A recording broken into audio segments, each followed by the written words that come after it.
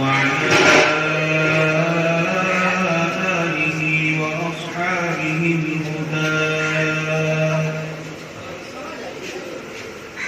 يا رب صل وسلم دائما أبدا على حبيبك خير الخلق كلهم. قال الله تبارك وتعالى في القرآن الكريم: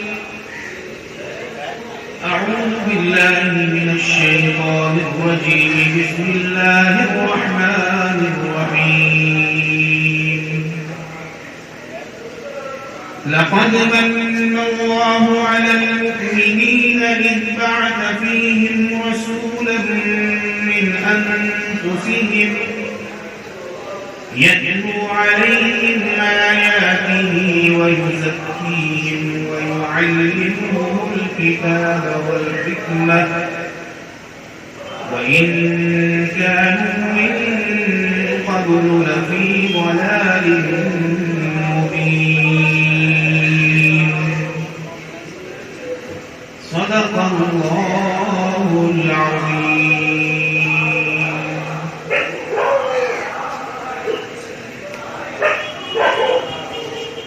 وہ نبیوں میں رحمت لقب پانے والا، وہ نبیوں میں رحمت لقب پانے والا، مراد غریبوں کی بر لانے والا، مراد غریبوں کی بر لانے والا، محمد کی محبت دین حق کی شرط اول ہے. محمد کی محبت دین حق کی شرط اول ہے. اسی میں ہو اگر خامی تو سب کچھ نامکمل ہے. اسی میں ہو اگر خامی تو سب کچھ نامکمل ہے. کہ محمد سے تو نے وفا تو ہم تیرے ہیں. کہ محمد سے تو نے وفا تو ہم تیرے ہیں. یہ جہاں چیز ہے کیا لوح و قلم تیرے. میرے نہایت واجب الاحترام بزرگوں، ساتھیوں، بھائیوں، اسٹیج میں رونق افروز حضرات علماء دین، خصوصاً حضرت مولانا مفتی شاداب الاسلام صاحب قاسمی دامت برکاتہم العالیہ، جو میرے ساتھیوں میں سے بھی ہیں. ابھی آپ حضرات ان کے بیان سے مستفید ہو رہے تھے. میرے محترم بزرگوں اور دوستوں، مسئلہ جو ہے وہ جلسہ کرنا کرانا نہیں ہے. واعظ تقریر کے لیے علماء کو بلوانا نہیں ہے، نعت خوانی کروانا نہیں ہے، بیانات کروانا نہیں ہے. مقصد ہے رسول اللہ کو منانا. یہ حصول مقصد زندگی ہے کہ ہمارے سرور کائنات فخر موجودات جناب محمد الرسول اللہ صلی اللہ علیہ وسلم سے ہم امتیوں سے کیسے راضی ہوں گے. صلی اللہ علیہ وسلم ہم سے کیسے راضی ہوں گے اور ہم ایسا کیا کریں کہ وہ ہم سے راضی ہو جائیں. اس بات کی فکر ہمیں دامنگیر ہونی چاہیے. لیکن سب سے بڑی خرابی کی بات یہ ہے کہ ہمیں اس بات کی کوئی فکر ہوتی ہی نہیں. آج لوگ دکھاوے پہ زیادہ توجہ دینے لگے. ہر چیز میں ریاکاری، ہر چیز میں دکھاوا، ہر چیز میں نمائش. یہ نہیں ہونی چاہیے. اخلاص کا کام ہوتا ہے. عمل میں اگر خلوص ہوگا، اخلاص ہوگا، اس کی قیمت ہوگی.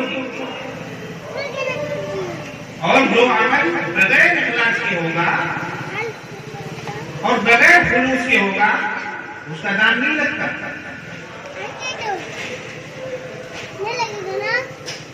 ہمارا یہ پیارا دین جسے دین محمدی کہا جاتا ہے، دین اسلام کہا جاتا ہے، یہ تمام ادیان میں سب سے ممتاز اور سب سے اشرف دین ہے، اور یہی دین اصل دین ہے۔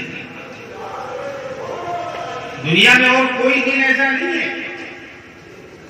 کہ جو دین بالکل پختہ ہو، پکا ہو اور مضبوط ہو، آتھینٹک ہو، ایسا دنیا میں کوئی دین نہیں ہے، کوئی مذہب نہیں ہے سوائے اسلام کا، جس کے بارے میں اللہ تبارک و تعالیٰ نے قرآن مجید میں ارشاد فرمایا، ان الدین عند اللہ الاسلام۔ لوگوں سن لو، سمجھ جاؤ اس بات کو کہ اللہ کے نزدیک تو دین تو صرف اسلام ہے، اس کے علاوہ کوئی دین نہیں۔ تو ہم کیا کر رہے ہیں؟ اللہ تعالیٰ نے ہمیں اتنا اچھا موقع فراہم فرمایا، ہمیں مسلمان بنایا، اسلام والا بنایا، کلمہ والا بنایا، شریعت والا بنایا، دین والا بنایا، قرآن والا بنایا، نبی والا بنایا، لیکن آج ہم کیا کر رہے ہیں؟ غیروں کی نقالی کر رہے ہیں، غیروں کی نقالی کر رہے ہیں، دوسروں کی دیکھا دیکھی کیا کر رہے ہیں؟ ہیپی برتھ ڈے منا رہے ہیں۔ اللہ رحم کرے ہم مسلمانوں پر۔ یہ آج کا مسلمان، یہ 21ویں صدی کا مسلمان، یہ ڈھولکیا مسلمان، یہ نچلیا مسلمان، یہ شریعت کو کیسے فالو کرے؟ یہ حضور کے نام پہ جھنڈے اڑانے والا مسلمان، حضور کے نام پہ قمقمے سجانے والا مسلمان، حضور کے نام پر ملیدہ اور مٹھائی کھانے والا مسلمان، حضور کی سنت پہ عمل کیوں نہیں کر رہا ہے؟ حضور کے طریقے کو کیوں نہیں فالو کر رہا ہے؟ حضور کی سنت کو اپنی زندگی میں کیوں نہیں اتار رہا ہے؟ اگر یہ مسلمان نہیں اتارے گا تو کون اتارے گا؟ اگر حضور کی سنت کو ہم فالو نہیں کریں گے تو کون فالو کرے گا؟ اس کو کیا ہو گیا؟ یہ کیوں سو گیا؟ اور یہ کیسے جانے گا؟ کیسے بیدار ہوگا؟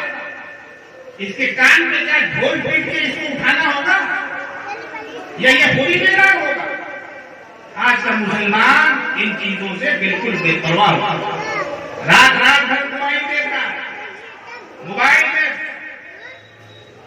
فحش چیزیں دیکھ رہا ہے، لڑکا الگ دیکھ رہا ہے، باپ الگ دیکھ رہا ہے، لڑکی الگ دیکھ رہی ہے، بیوی الگ دیکھ رہی ہے، کوئی اصلاح کرنے والا نہیں، نہ باپ بیٹے کی اصلاح کر رہا ہے اور نہ بیوی کی اصلاح کر رہا ہے اور نہ گھر کے دوسرے لوگوں کی اصلاح کر رہا ہے، تو معاشرہ کہاں سے بن سکتا ہے؟ مسلمان تو اور پستی کا شکار ہو جائیں گے اور گڑھے میں چلے جائیں گے۔ ان کو گڑھے سے نکالے گا کون؟ ان کو نکالے گا کون؟ واپس لائے گا کون؟ شریعت پر چلائے گا کون؟ دین کی سمجھ میں بتائے گا کون؟ ماں باپ کی ذمہ داری ہے، باپ کی ذمہ داری ہے، ماں کی ذمہ داری ہے۔ کلکم راع وکلکم مسئول عن رعیتہ، ہر آدمی ایک دوسرے کا نگہبان ہے، یہ سب کے اوپر فرض ہے کہ ایک دوسرے کو درست کرنے کی فکر کریں۔ پہلے ہمارے بچپن میں، ہم اپنے بچپن کی اگر بات کریں تو سڑک پر اگر کوئی چھوٹا بچہ سگریٹ وغیرہ پیا کرتا تھا تو بڑے لوگوں کا جب گزر ہوتا تھا اور جب وہ لوگ دیکھا کرتے تھے انہیں کہ یہ ایسی قبیح حرکت کر رہا ہے تو فوراً ٹوکتے تھے، کیا کر رہا ہے؟ سگریٹ پی رہا ہے۔ اب وہ لڑکا نادم بھی ہوتا تھا، شرمندہ بھی ہوتا تھا، روکتا تھا، فوراً جو ہے اس کو پھینک دیا کرتے یا اس کو ہٹا کے رکھ دیا کرتے۔ اور اس طرح سے ایک اسلام کا کام ہو جائے گا. لیکن آج وہ بات نہیں، آج وہ بات نہیں ہے، کیونکہ ہر آدمی ڈسپلن سے بالکل عاری ہو گیا. نہ سونے میں ڈسپلن ہے، نہ جاگنے میں ڈسپلن ہے، نہ رہن سہن میں ڈسپلن ہے، نہ گفتگو میں ڈسپلن ہے. بات گالی، بات بات پہ ماں بہن، بات بات پہ ابے تبے، اس طرح سے معاشرہ تشکیل نہیں پاتا. کملی والے آقا مدنی مولا جناب محمد رسول اللہ صلی اللہ تعالی علیہ وسلم اس دنیا میں تشریف لائے تھے اسی معاشرے کی درستی کے لیے، اسی معاشرے کی اصلاح کے لیے، اسی کو ٹھیک کرنے آئے تھے. عرب کے کلچر میں بالکل بےغیرتی تھی، عریانیت تھی، شراب نوشی کا ایک بہت بڑا طبقہ عادی تھا.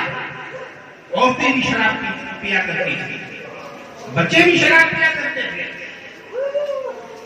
بڑے بڑے مرد تو پیا ہی کرتے تھے، لیکن عورتیں اور بچے، یہاں تک کہ بچیاں بھی شراب پیا کرتی تھی. شراب ان کی گٹیوں میں شامل تھی. مگر کیا ہوا؟ وہ کیسے راہ راست پر آئے؟ وہ کیسے ٹھیک ہوئے؟ وہ کیسے درست ہوئے؟ انہیں اپنی اصلاح کی فکر ہوئی، اپنے آپ کو ٹھیک کرنے کی فکر ہوئی. ہم کو اپنی اصلاح کی کوئی فکر نہیں، ہم اپنے آپ کو ٹھیک نہیں کرنا چاہتے، ہم اپنے آپ کو ٹھیک کرنے کی فکر کریں. صحابہ کیسے ٹھیک ہو گئے؟ حضرات صحابہ کرام رضوان اللہ تعالی علیہم اجمعین کیسے ٹھیک ہو گئے؟ کیسے رسول کی بات پر آمنا و صدقنا کہنے لگے؟ خود نہ تھے جو راہ پر اوروں کے ہادی بن گئے، خود نہ تھے جو راہ پر اوروں کے ہادی بن گئے. کیا نظر تھی جس نے مردوں کو مسیحا کر دیا؟ کیا نظر تھی جس نے مردوں کو مسیحا؟ سب مردے تھے، انسان کوئی نہیں تھا. اگر یہ کہا جائے کہ وہ حیوان ناطق تھے تو بالکل بجا ہو. ایسا کلچر تھا عرب کا.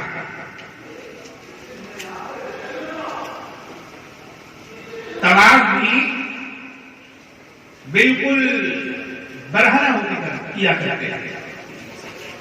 مشرکین مکہ، عرب کے مشرک اس وقت بھی طواف کرتے تھے، لیکن ان کے بدن پر کوئی کپڑا نہیں ہوا کرتا تھا.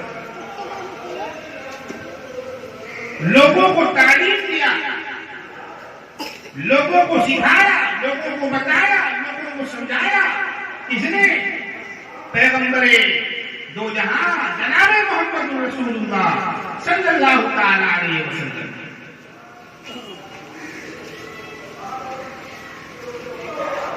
آپ نے مختصر وقت میں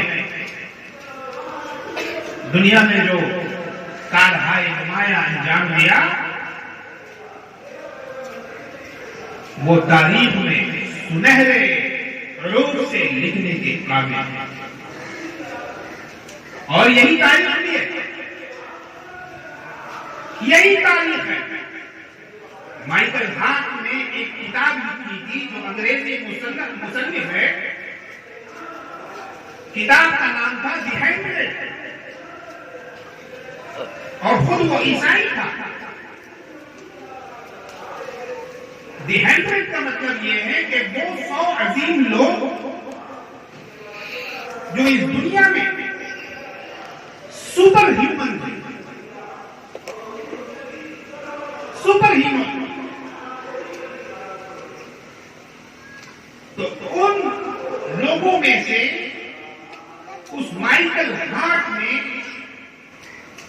اپنی کتاب میں جو نام سب سے پہلے لکھا ہے وہ کون سا نام ہے؟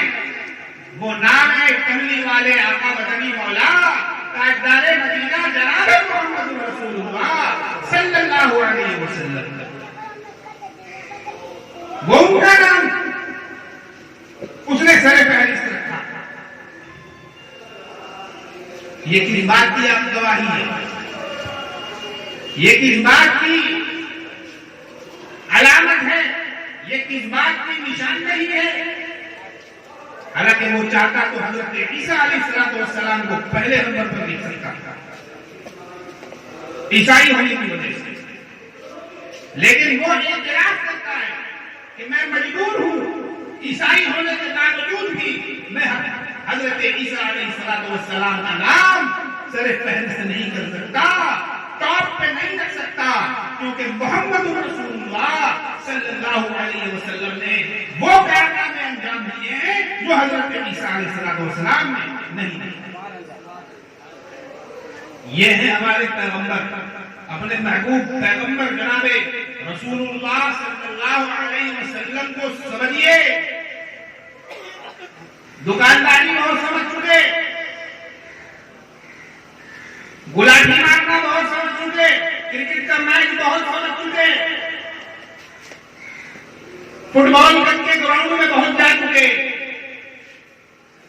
یہ سب ہو چکا.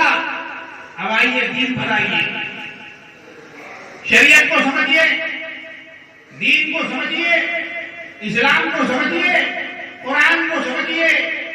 آج دین پر اور شریعت پر لوگ آوازیں اٹھا رہے ہیں. آج ہماری شریعت کو للکارا جا رہا ہے.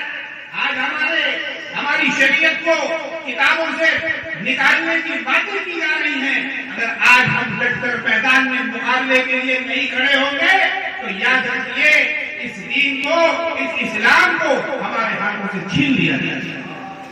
کیا آپ چاہتے ہیں کہ آپ کے ہاتھوں سے دین اسلام کوئی چھین لے؟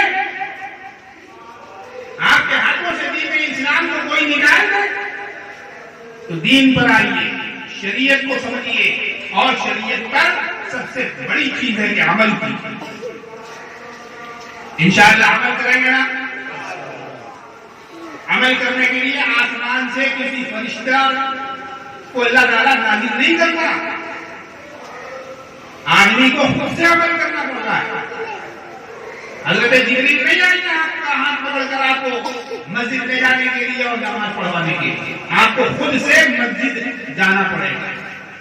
نمازی بنیے میرے بھائی. کلمہ گو ہے، مسلمان ہے، نمازی بنیے. نمازی بننا بہت ضروری ہے. 100 کی ایک بات، لچھے دار تقریروں سے کچھ نہیں ہوتا، بڑی بڑی باتوں سے کچھ نہیں ہوتا، بڑے بڑے مقرروں کو بلانے سے اور ان کی تقریروں کو کروانے سے کچھ نہیں ہوتا.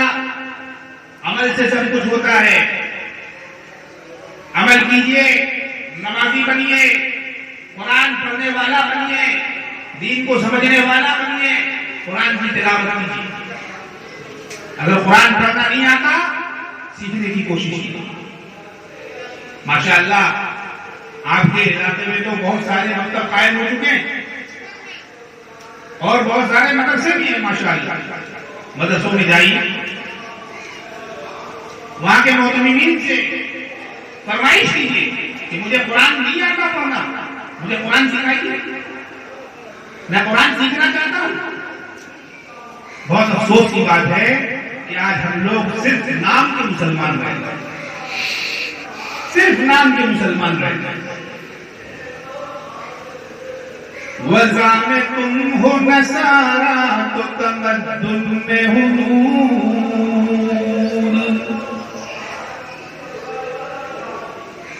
وضع میں تم ہو نصارا تو تمدن میں حضور.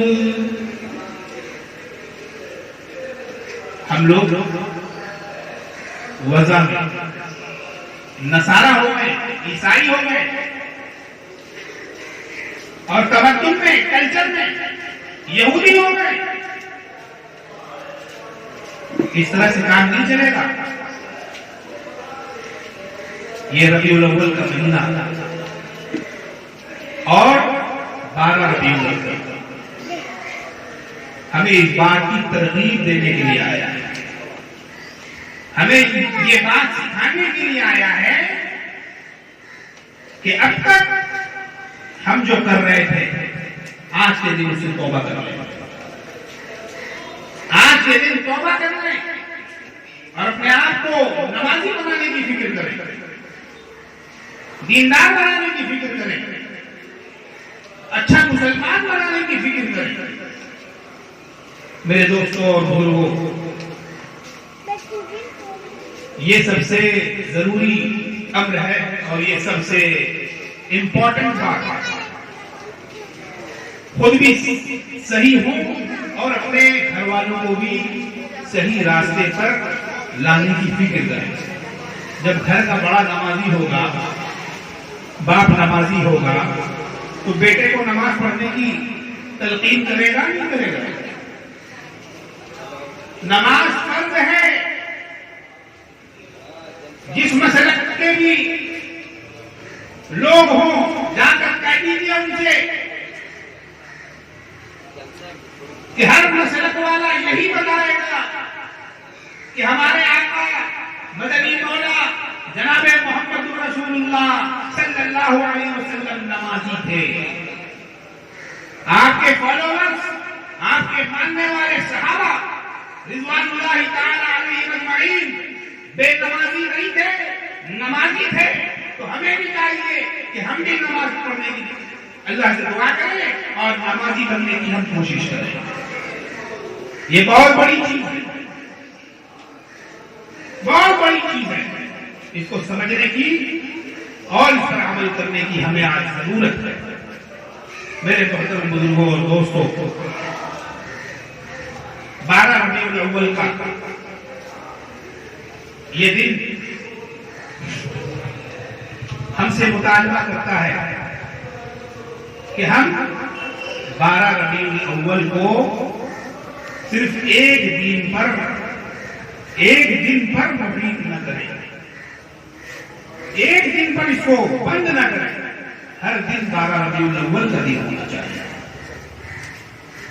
ہر رات 12 ربیع الاول کی رات ہونی چاہیے. ہر لمحہ 12 ربیع الاول کا لمحہ ہونا چاہیے, جس میں جھوٹ نہ ہو, جس میں فریب نہ ہو, جس میں دھوکہ نہ ہو, جس میں ڈنڈی نہ ہو, جس میں کسی کو رسوا کرنے والی کوئی بات نہ ہو.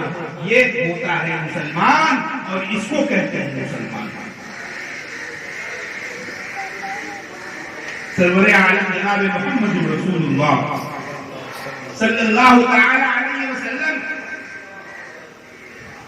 ہجرت کے لیے جا رہے ہیں. کافروں نے آپ کو اتنا ستایا اور آپ کے پیچھے اتنا پڑے کہ آپ کو مکے سے مدینہ ہجرت کرنے پر مجبور ہونا پڑا. جب آپ جا رہے تھے آپ کے ساتھ یار غار حضرت سیدنا ابو بکر صدیق رضی اللہ تعالیٰ عنہ کے ساتھ تھا. حضرت علی رضی اللہ تعالیٰ عنہ کو بلوایا, فرمایا کہ علی اللہ کی طرف سے حکم ہو گیا, اللہ کی طرف سے اجازت مل رہی ہے اور میں جا رہا ہوں مدینے. آج رات تم میرے بستر پر سونا, آج رات میرے بستر پر سونا, میں تو چلا ہجرت کروں. حضرت علی رضی اللہ تعالی عنہ حضور سرور کائنات جناب محمد رسول اللہ صلی اللہ تعالی علیہ وسلم کے بستر پر سو رہے تھے.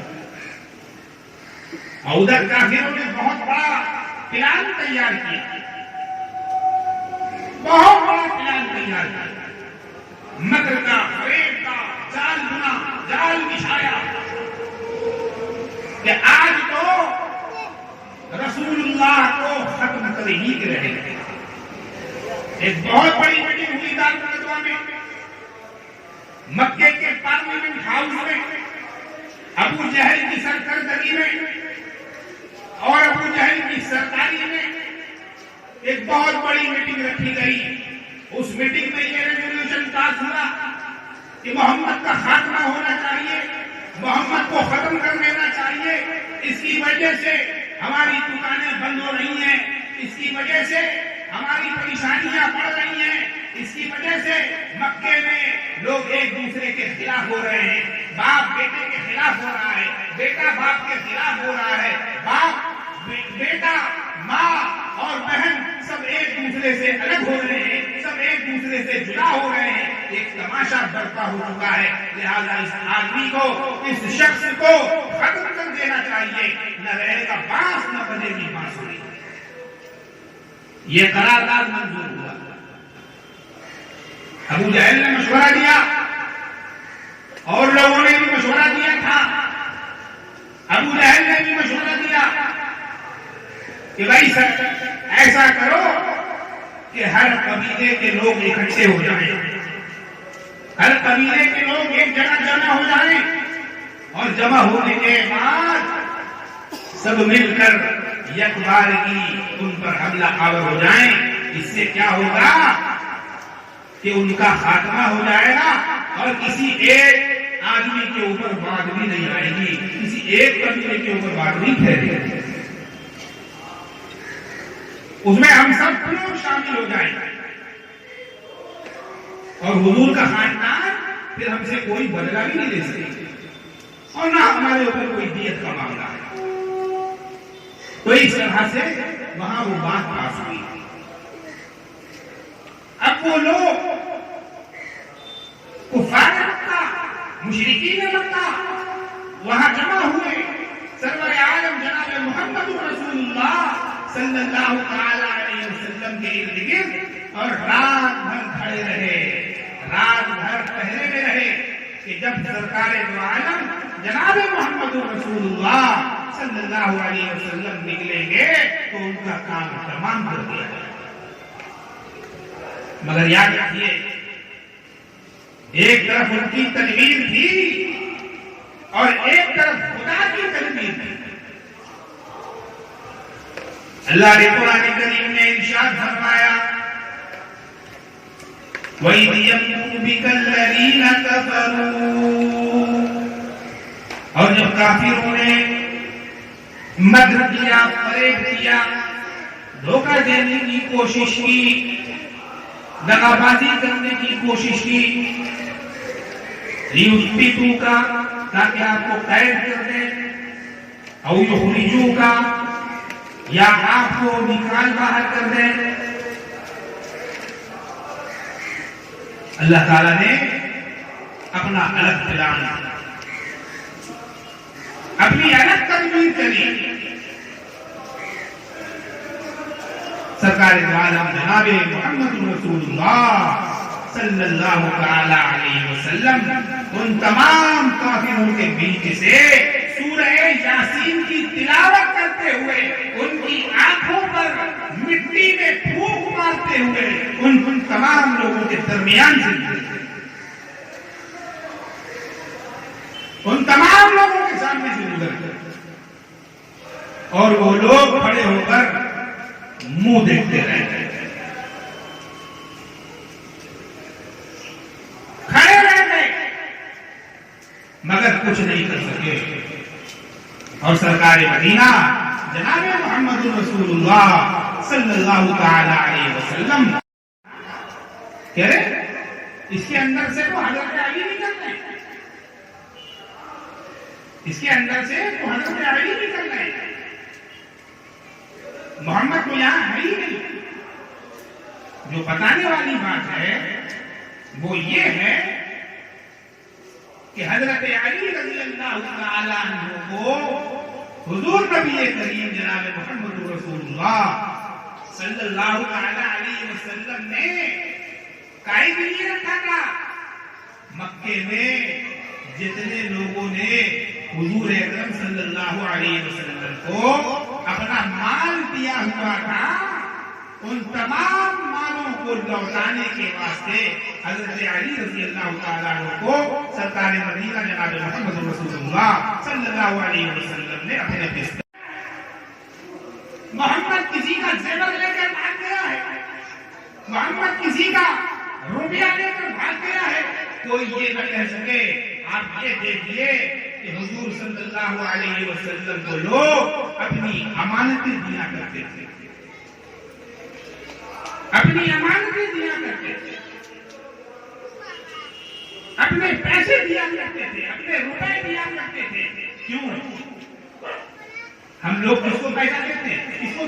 اس کو دیتے ہیں نا, کسی اور کو نہیں دیتے, کسی جھوٹے کو تو نہیں دیتے, کسی فریبی کو تو نہیں دیتے, مکار کو تو نہیں دیتے کہ نہیں یہ آدمی کو مدد ہے, ہم اس کو کیسے دے دیں, یہ تو ایسا ہے ہم اس کو کیسے دے دیں.